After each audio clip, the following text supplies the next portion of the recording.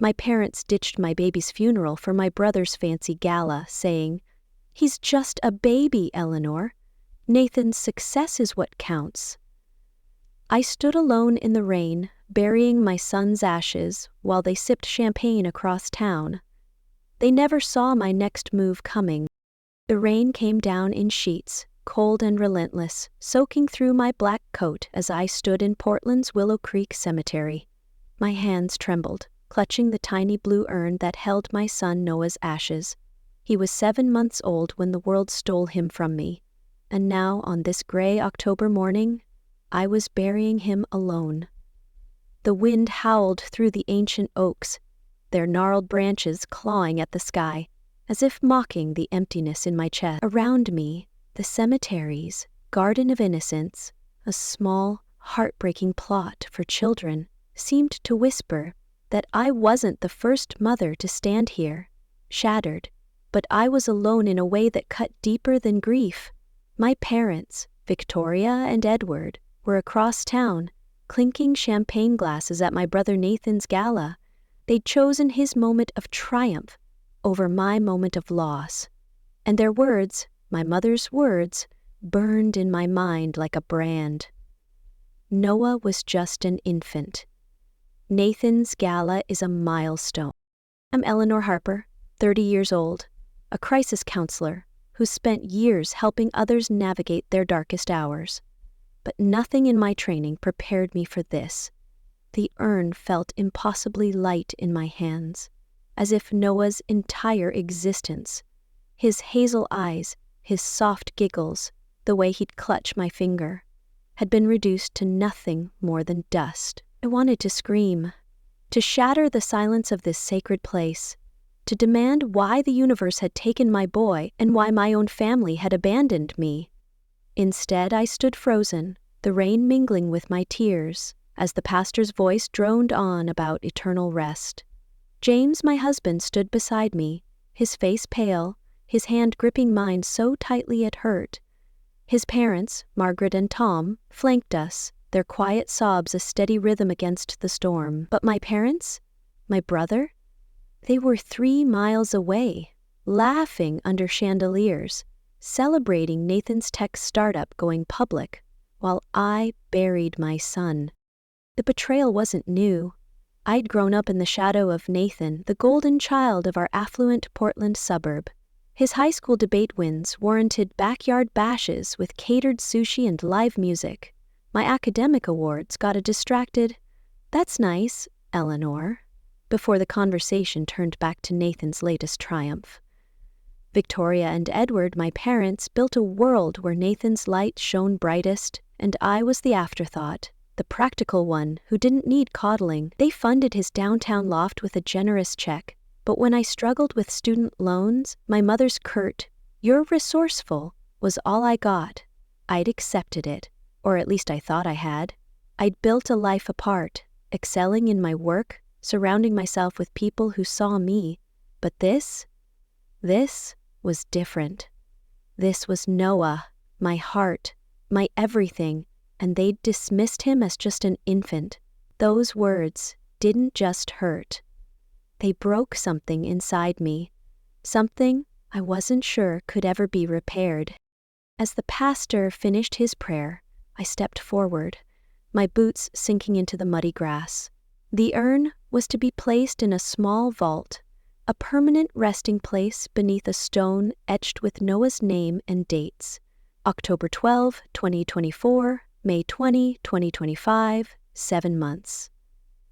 That's all I had with him. I knelt, my knees soaking through, and pressed my lips to the urn's cool surface. "I love you, Noah," I whispered. "I'll always love you." The cemetery worker, a kind-made man in a raincoat, gently took the urn and lowered it into the vault. The soft thud as it settled felt like a door slamming shut on my life. James pulled me to my feet, his arms wrapping around me, but I couldn't feel him. I couldn't feel anything except the weight of my parents' absence and the fury it sparked. The mourners, friends, colleagues, even clients from the crisis center where I worked, huddled under black umbrellas, their faces a blur of pity and sorrow. They'd come for Noah, for me, for James. But the absence of my family was a gaping wound everyone noticed but no one mentioned. Margaret, James's mother, placed a protective arm around me when a coworker asked, "Where are your parents?" She steered the conversation away, but I saw the glances, the whispers. They knew. They all knew my parents had chosen a party over their grandson's funeral. And then, as the service ended, my phone buzzed in my purse. I ignored it at first, too raw to care, but curiosity, or maybe masochism, made me check. It was an Instagram notification. Nathan had posted a live story from his gala, time-stamped 10 minutes ago. There was my mother, Victoria, in a glittering emerald gown, raising a champagne flute. My father, Edward, stood beside her, laughing with Nathan's tech bro friends. The caption read, "To new heights. IPO. Bright future." I stared at the screen, my breath catching, as the reality hit. While I buried my son, they were toasting Nathan's success. The rain kept falling, but something inside me shifted. Grief was still there, heavy and suffocating, but it was joined by a new emotion: rage. Not the fleeting kind that fades with tears, but a cold, focused fury that demanded action. They thought they could dismiss Noah's life, my pain, as inconsequential. They thought they could rewrite this moment with lies and excuses. But I wasn't the overlooked daughter anymore. I was Noah's mother, and I would make them face what they'd done. I didn't know how yet, but as I stood in that cemetery, I made a silent vow.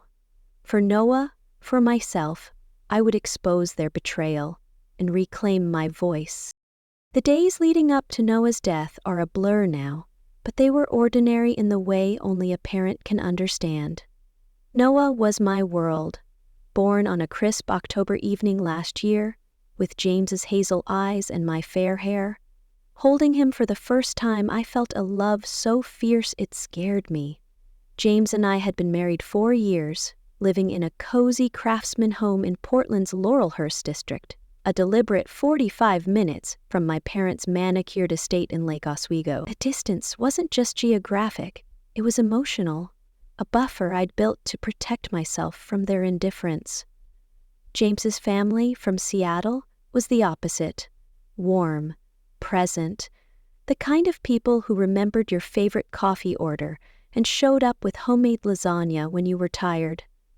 When we announced my pregnancy, his parents, Margaret and Tom, threw themselves into planning a vibrant baby shower at a waterfront venue, complete with blue balloons and a custom cake. My parents? They sent a text. "Congrats. Did Nathan tell you his startup's getting funding?" That was it. No questions about the nursery, no offers to help. Just another reminder that Nathan's life was the main event, and mine was the footnote. Noah's arrival changed everything for me. I'd always been good at compartmentalizing. Years of being the lesser child taught me that. But Noah cracked me open. His first giggle, his first crawl, the way he'd reach for my glasses with chubby fingers. It was magic. I sent videos of these moments to my parents, hoping, foolishly, that Noah might bridge the gap between us. Victoria's responses were sporadic, a cute here, a heart emoji there. Edward never replied. They visited 3 times in 7 months, each visit brief and distracted. Victoria once held Noah for 5 minutes before handing him back, citing a charity gala she couldn't miss. Edward barely looked at him, his eyes glued to his phone, no doubt tracking Nathan's latest venture. James's parents, on the other hand, were at our house every Sunday, snapping photos, filling a scrapbook with Noah's milestones. They'd babysit so James and I could grab dinner, their love for Noah as tangible as the toys they brought him. Nathan, my older brother by 3 years, was the center of my parents' universe. At 33, he was the charming, ambitious CEO of a tech startup, BrightPath, poised to go public. His life was a series of curated triumphs: a prestigious MBA, a downtown loft, a string of glamorous girlfriends. When he announced his gala to celebrate BrightPath's IPO, my parents dove into planning mode, booking a ballroom at the Sentinel Hotel and inviting half of Portland's elite. The gala was set for the same weekend as Noah's christening at our local church, a small ceremony we'd planned to mark his place in our community. I reminded my mother of the conflict, hoping she'd see the importance of Noah's day. Her response was a dismissive, "It's just a ceremony, Eleanor.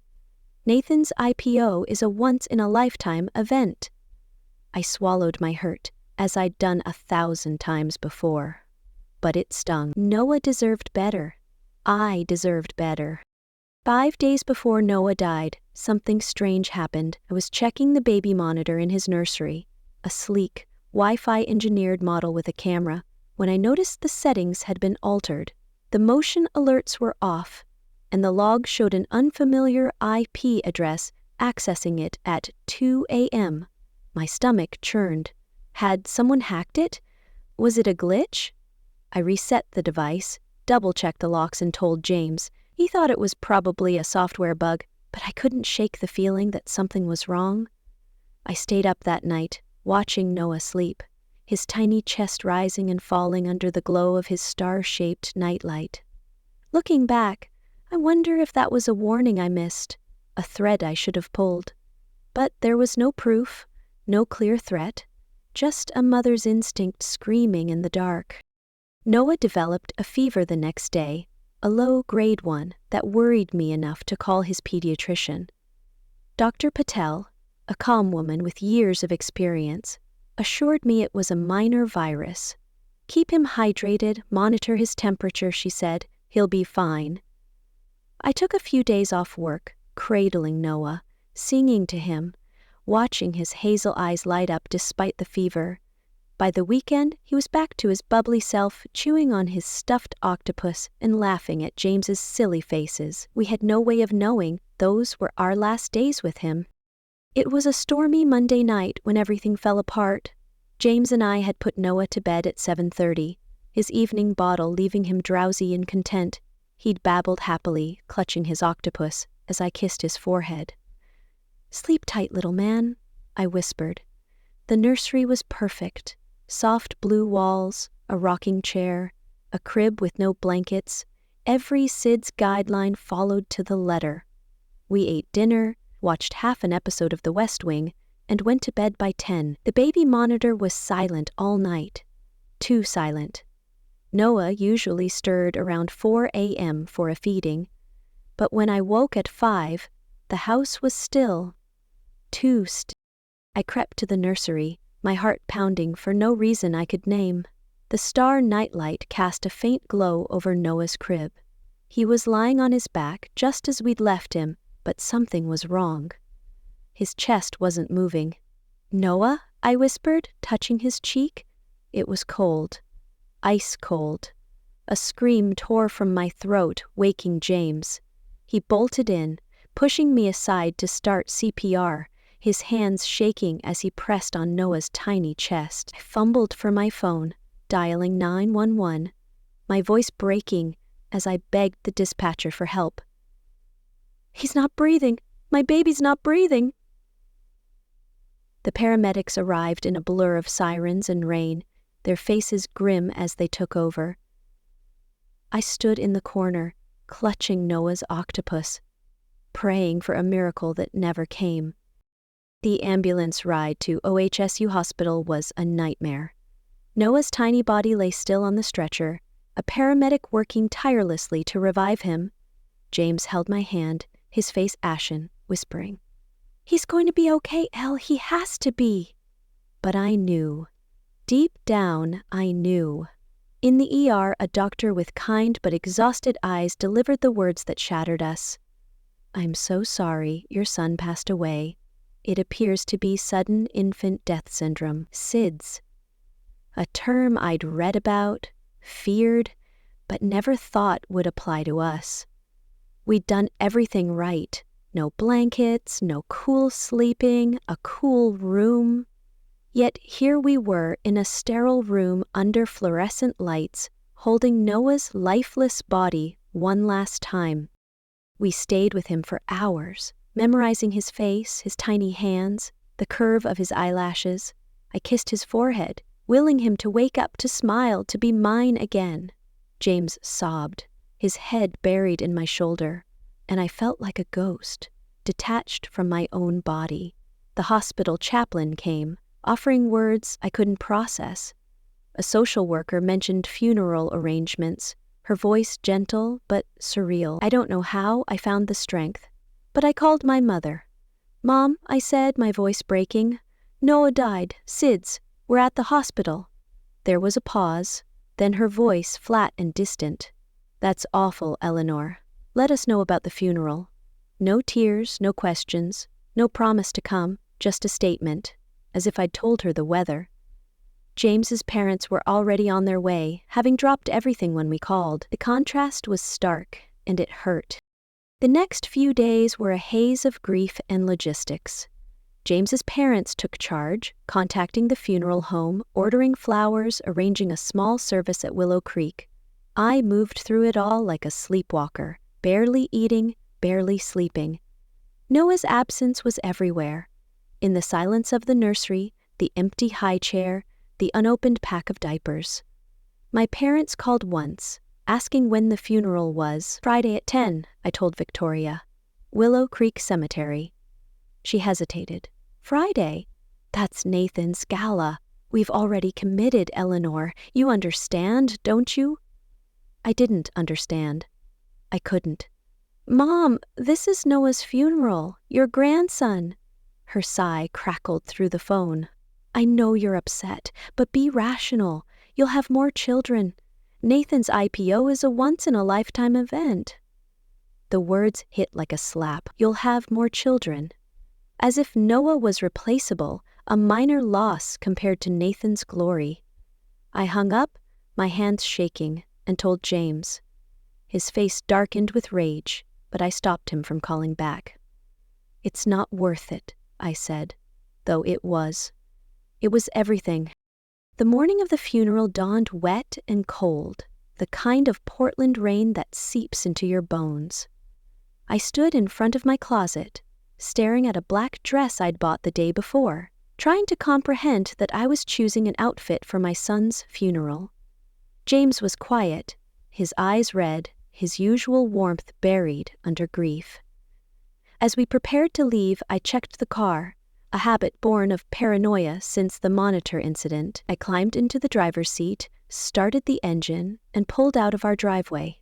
Halfway to the cemetery, I pressed the brake pedal, and nothing happened. The car sped up, careening down a hill toward a busy intersection.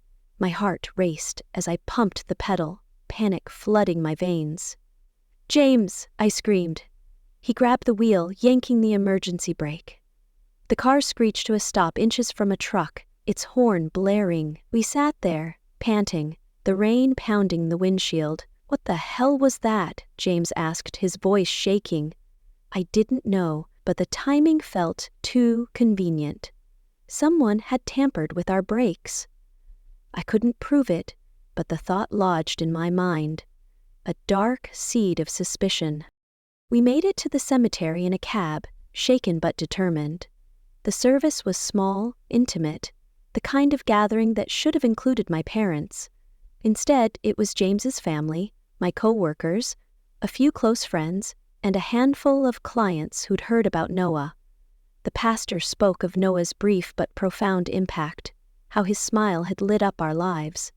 I barely heard him, my eyes fixed on the tiny blue urn, its forget-me-not engraving glinting in the rain. When it was time to place it in the vault, I nearly collapsed. James held me up, his arm a lifeline, as we said our final goodbyes. The mourners dispersed, leaving us with casseroles and condolences at our house. I moved through the reception like a robot, thanking people, nodding at their words, all while listening for Noah's cries that would never come. That night, alone in our living room, I opened Instagram again. Nathan's story was still up, a montage of the gala, chandeliers, tuxedos, my parents beaming. I scrolled through the comments, seeing relatives who'd been at the funeral liking the post, oblivious to the timing. My cousin Anna, who'd attended Noah's service, had commented, "Looks amazing. Wish I could have been there." I wanted to call her, to scream the truth, but I was too raw. Instead, I closed the app and stared at the ceiling, the weight of my parents' choice settling over me. They hadn't just missed the funeral. They'd erased Noah's importance, my pain, our loss. And I knew, with a clarity that scared me, that I couldn't let it stand. The next morning, my phone rang. It was Victoria, her voice bright, as if nothing had happened. "Eleanor, we're having brunch on Sunday. Nathan's sharing his IPO plans. It'll be good for you to get out, don't you think?" I stared at the phone, incredulous. My son was dead, buried less than a week, and she thought brunch would fix it? "I buried Noah on Friday," I said, my voice flat. "You weren't there," she sighed, impatient. "Eleanor, we're sorry you're upset, but life moves on. Come to brunch, it'll take your mind off things." I hung up, my hands shaking, and told James. "They're serious," I said. "They actually think I'll just show up and clap for Nathan." He pulled me close, his voice low. "We don't have to go. You don't owe them anything." But I did go, not for them, but for me.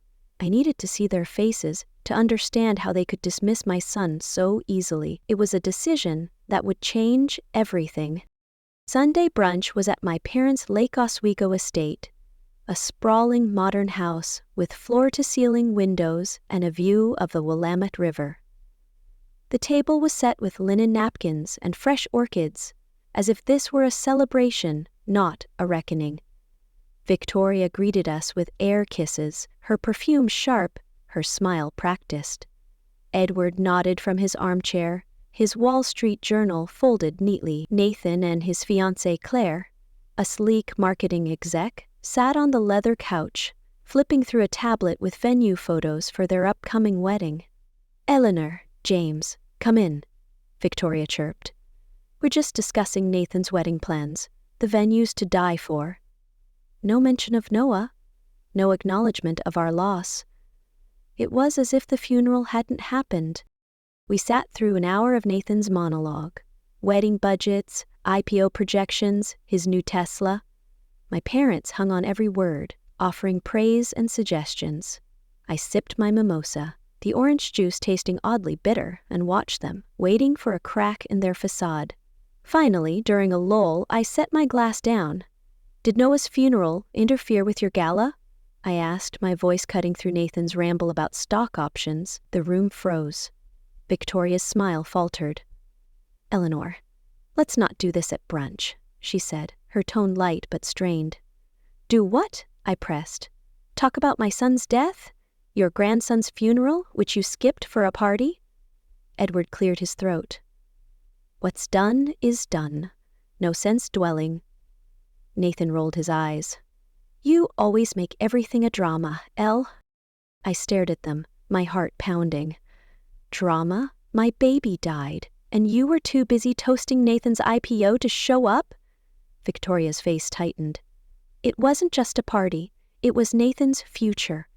We'd planned it for months. And Noah's funeral?" I shot back. "You had 3 days' notice. You chose Nathan, like you always do." The silence was suffocating. Claire stared at her plate, uncomfortable. Then Victoria said, "We told everyone Edward had a heart scare. We couldn't exactly say we were at a gala, could we?" The admission hit like a punch. They'd lied to our family, crafted a story to save face, but not enough to actually be there for me. I stood, my chair scraping the floor. "You lied," I whispered. "And you think that makes it okay?" Edward's voice was sharp. "Sit down, Eleanor. You're making a scene." But I didn't sit. I walked out, James following, my mind racing with what I'd do next. That brunch was the tipping point, but it wasn't the end. The brake failure, the tampered monitor, those weren't accidents, I was sure of it. Someone didn't want me digging, didn't want me challenging the perfect Harper family narrative. But Noah deserved better. I deserved better. As I drove home, the rain still falling, I knew this was only the beginning.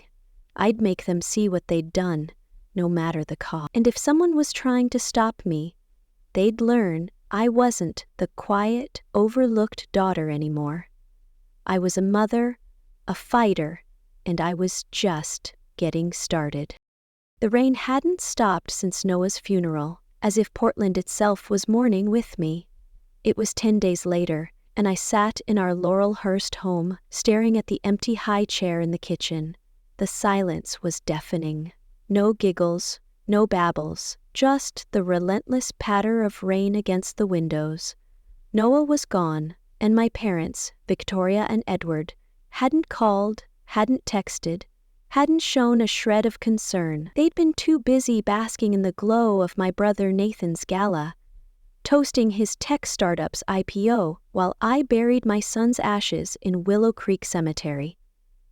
Their absence at the funeral was a wound that festered. But their words? My mother's cold dismissal.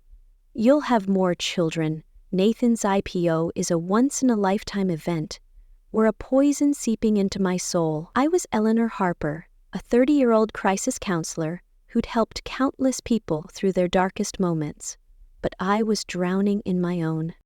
James, my husband, moved through the house like a shadow, his hazel eyes dulled by grief.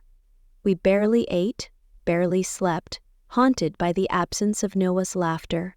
His nursery remained untouched, the blue walls and star-shaped nightlight a cruel reminder of the life we'd lost.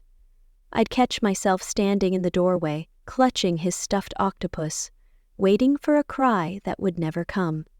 But alongside the grief, something else was growing. A burning need to make my family face what they'd done. They thought they could dismiss Noah's life, my pain, as insignificant. They thought they could hide behind lies and champagne flutes. But I wasn't the overlooked daughter anymore. I was Noah's mother, and I would hold them accountable, no matter the cost. The funeral morning replayed in my mind like a nightmare I couldn't escape. I'd dressed in black, my hands shaking as I pinned a forget-me-not to my coat, a small tribute to Noah's urn, adorned with the same delicate flowers. James and I had climbed into our car, the rain pounding, our hearts heavy with the task ahead. But halfway to Willow Creek, the brakes failed. I'd pressed the pedal, feeling nothing but a sickening give as the car sped down a slick hill toward a busy intersection. My scream echoed in the confined space, and James's quick thinking, yanking the emergency brake, saved us from a collision with a delivery truck. We'd sat there, panting, the horn's blare fading into the storm. "What the hell was that?" James had asked, his voice trembling. I couldn't answer, but the timing felt sinister. First the tampered baby monitor, days before Noah's death, now this. Was it coincidence, or was someone trying to stop us from reaching the cemetery? The thought gnawed at me, a dark thread I couldn't yet unravel. The funeral itself was a blur of sorrow and absence.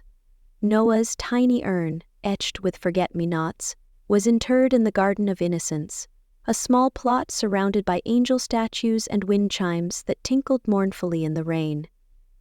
James stood beside me, his hand gripping mine, his parents, Margaret and Tom, weeping quietly. My colleagues from the crisis center, a few clients, and close friends huddled under umbrellas, their presence a bittersweet comfort. But my parents and Nathan were conspicuously absent, their choice to attend Nathan's gala a silent scream in the crowd. The pastor spoke of Noah's brief light, how his 7 months had touched us all, but I barely heard him. My eyes were fixed on the urn, its smallness and unbearable truth. When it was lowered into the vault, I nearly collapsed, James's arm the only thing keeping me upright. We said goodbye to our boy, the rain washing away my tears, and I felt a piece of myself go with him. At the reception in our home, casseroles piled up on the counter, and condolences filled the air, but I was numb. Then, as I passed out coffee, my friend Lena, a reporter for the Portland Tribune, pulled me aside. Her face was tense, her voice low. "Eleanor, I heard something at the newsroom. Nathan's startup, Bright Path, is under investigation. Fraud allegations, maybe even insider trading. It's not public yet, but it's serious. I stared at her, my mind reeling. Nathan's Gala, the event my parents chose over Noah's funeral, was tied to a company that might be crumbling. The news felt like a twisted validation, but it also piled on pressure. Should I confront Nathan now, while I was still raw? Could I handle the fallout? Lena's warning hung over me, a new weight on my already breaking shoulders. At night, I opened Instagram, a habit I regretted instantly. Nathan's live stream from the gala was still up, a glittering montage of wealth and ambition. There was my mother, Victoria, in an emerald gown, raising a champagne flute, her laughter bright. My father, Edward, clapped Nathan on the back, surrounded by tech moguls and investors. The timestamp showed 10:15 IUM, the exact moment I was watching Noah's urn disappear into the earth. The caption read, "To the future, Bright Path IPO." I dropped my phone, my breath catching as rage and grief collided. They hadn't just missed the funeral, they'd celebrated while I mourned.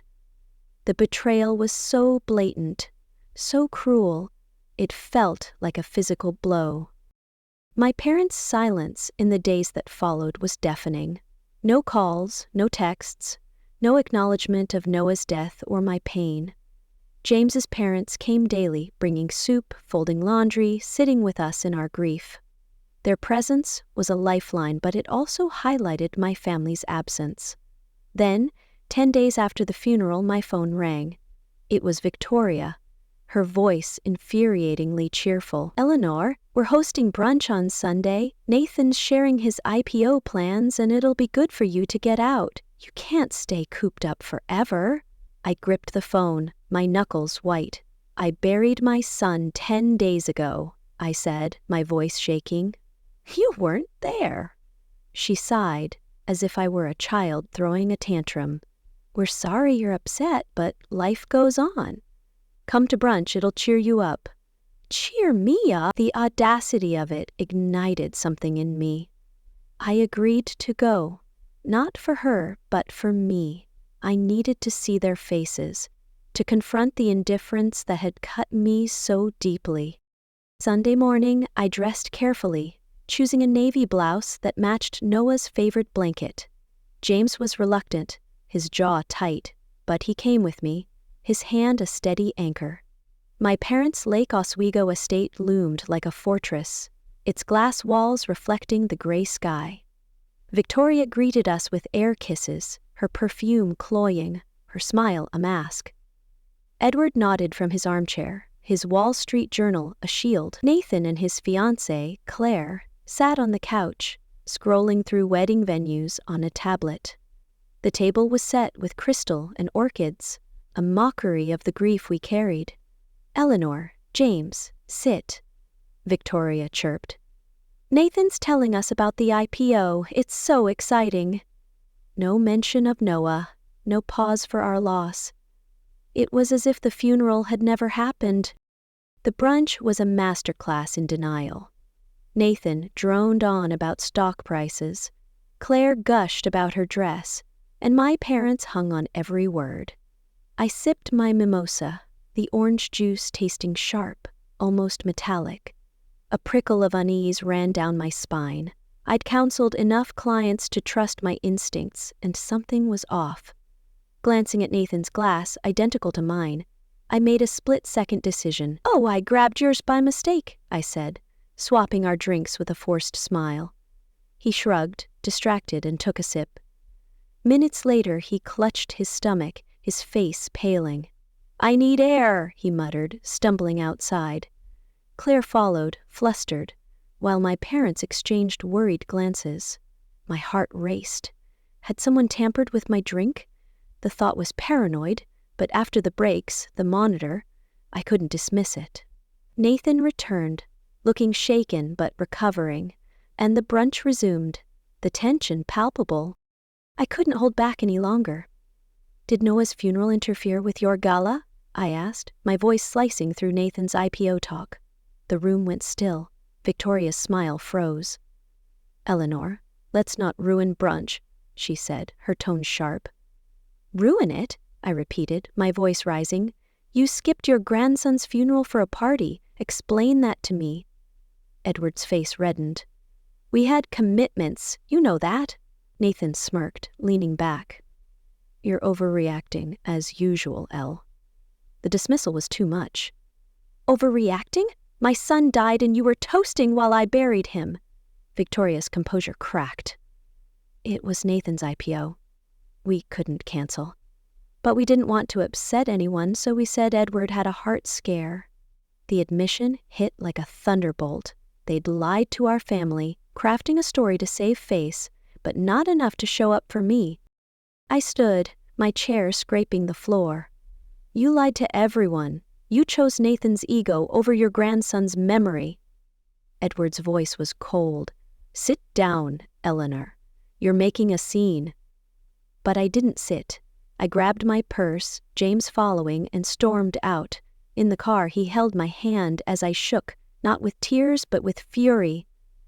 "They're never going to change," I said, "but I'm not letting them erase Noah." He nodded, his eyes fierce. "Whatever you do, I'm with you." That moment solidified my resolve. I would confront them, not just for me, but for Noah, to ensure his life mattered. The next day, my cousin Anna called, her voice hesitant. "Eleanor, I heard something at the gala. Nathan's been telling people you're unstable, that your grief is making you erratic." I didn't believe it, but others might. My stomach dropped. Nathan was poisoning my reputation, a calculated move to discredit me. As a crisis counselor, my credibility was everything. If his rumors spread, I could lose clients, maybe even my job. The pressure was suffocating, but it only fueled my determination. I started seeing Dr. Sullivan, a grief therapist, with James. Her calm presence and sharp insights cut through my fog. "You're describing a narcissistic family system," she said, introducing terms like scapegoat and golden child. For the first time, I saw my childhood clearly. The forgotten birthdays, the skipped recitals, the college fund half the size of Nathan's. It wasn't me. It was them. Dr. Sullivan's validation was a lifeline. But the dangers were mounting. One night, while compiling evidence, texts, emails, photos, documenting decades of favoritism, I left my home office to make tea. When I returned, the room was in chaos. Papers were scattered, my laptop was open to a blank screen, and Noah's ultrasound photo, framed on my desk, was gone. My heart pounded. Someone had been in our house. I checked the locks, the windows, but found no sign of forced entry. James called the police, but without evidence, they could only file a report. The theft of Noah's photo felt personal, a warning to stop digging. But I wouldn't stop. I reached out to relatives, starting with Anna, who confirmed my parents' heart scare lie. Aunt Judith was horrified. They said Edward was in the hospital. I had no idea they were at a gala. The truth was spreading, and with it, my resolve grew. I declined Nathan's invitation to his IPO gala, a glitzy affair at the Sentinel Hotel. "We're still grieving Noah," I texted. "The funeral you all missed." The calls came immediately.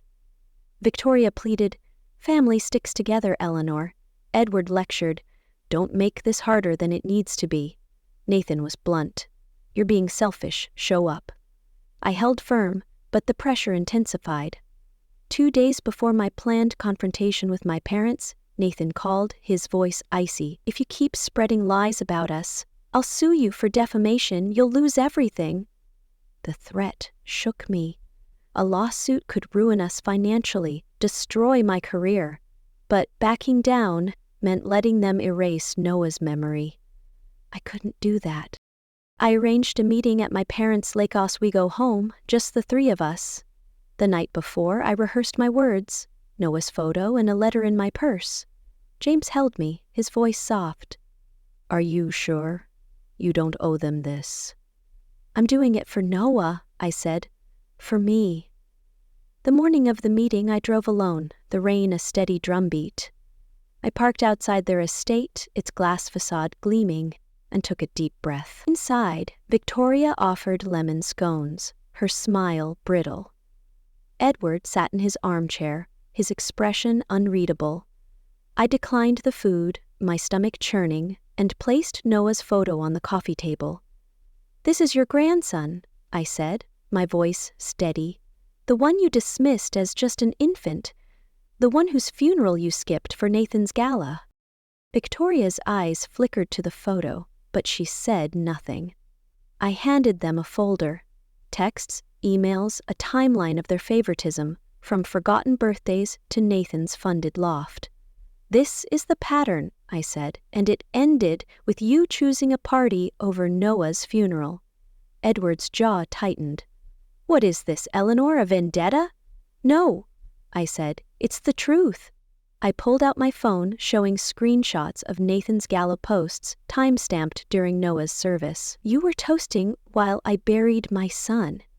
Victoria's composure cracked, tears smearing her mascara. "What do you want from us?" she whispered. I unfolded my letter and read, my voice unwavering. "Dear Mom and Dad, Noah's death broke me, but your absence broke something deeper. You called him insignificant, replaceable. You lied to our family to save face. I'm stepping back until you acknowledge what you've done. Noah mattered. My pain mattered." When I finished, Victoria sobbed, clutching Noah's photo. Edward deflected. "You're blowing this out of proportion." But his eyes betrayed uncertainty. I stood, gathering my things. I'd said what I needed to. The rest is up to you. As I left, Victoria called after me. "Eleanor, please." But I didn't turn back. In the car, I felt a strange peace, like a weight had lifted. I'd spoken for Noah, for myself, but as I drove, a black SUV appeared in my rearview mirror, tailing me too closely. It swerved, nearly forcing me off the road. Panic surged as I sped up, weaving through traffic. I pulled into a gas station, hiding behind a pump, my heart racing. The SUV slowed, then drove off. Was it Nathan? Someone connected to his startup? The questions swirled, but I had no answers. The fallout came fast. Nathan leaked a distorted version of our confrontation to a local blog, painting me as unhinged, a grieving mother unraveling. The post spread, and at a SID support group I'd joined, a new member recognized me. "Are you the one from that article? The unstable counselor?" she asked, loud enough for others to hear. The room went quiet, eyes on me.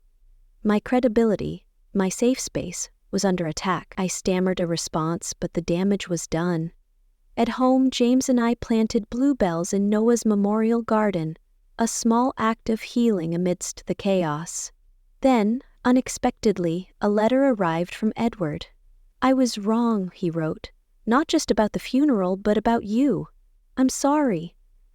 Victoria followed, donating to a SIDS charity in Noah's name.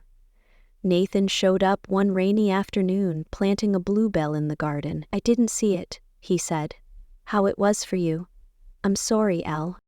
On Noah's death anniversary, we held a memorial in the garden, bluebells blooming around a small angel statue. My parents came, standing respectfully, their presence a tentative step. Relatives, now aware of the truth, had confronted Victoria and Edward, dismantling their lies. I'd found purpose in volunteering with SIDS families, my grief a bridge to others' pain. But the mysteries lingered. Who tampered with the monitor? Was the brake failure sabotage? What was Nathan's startup hiding? Who ransacked my office? And why were they following me? I didn't have answers, but I had my voice, my truth, and Noah's memory.